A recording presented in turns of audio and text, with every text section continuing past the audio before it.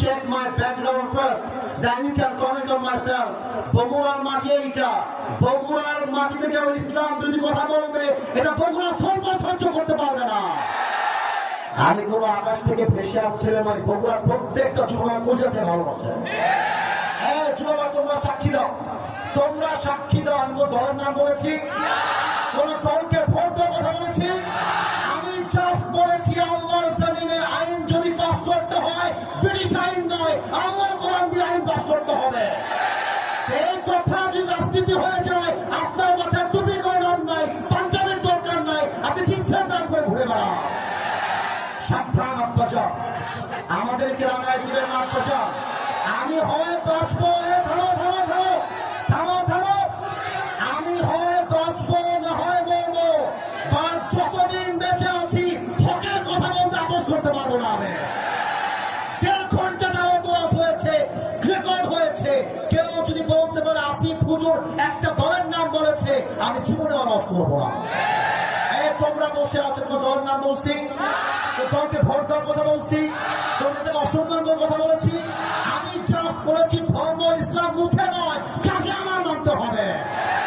আপনি খালি নামে বলবেন আমার নাম মোহাম্মদ, আর কাজে বলবেন ব্রিটিশ আইন চাই, মানুষের আইন চাই, এটা মুসলমানের পরিচয় হতে পারে না।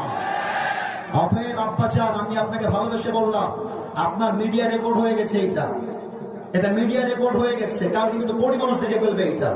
এর জন্য কোথায় কি বলতে হয়, কতটুকু বলতে হয়, সাবধান হয়ে বলতে হবে। এখানে এটা 5 আগস্টের আগের বাংলাদেশ নয়, এটা 5 আগস্টের পরে বাংলাদেশ। আরে আমি তো শেখ হাসিনাকে গুনি নাই, আপনাকে মুখের জন্য আমি কি করবেন? আপনারা আমাকে কি করবেন? আমার যুবক ভাই আমার সঙ্গে আছে, একটা চলতে ভয় করতে পারবে না আমার এই মাটিতে।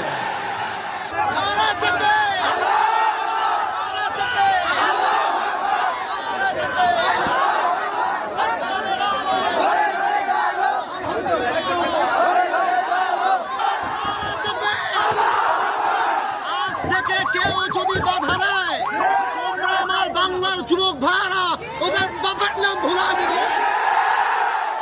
বাংলাদেশ চলবে আল্লাহ কোরআন দিয়ে। ভাগ মুসলমানের দেশ এইটা।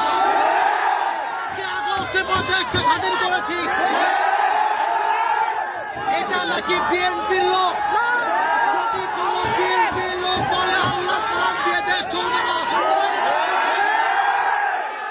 এমন নেতা চাই যার কোরআন দিয়ে দেশ চালাতে চায়, এমন নেতা চাই যে নবীর আদর্শ মানতে চায়। আজকের পর থেকে লাস্ট কথা, লাস্ট কথা শোনো।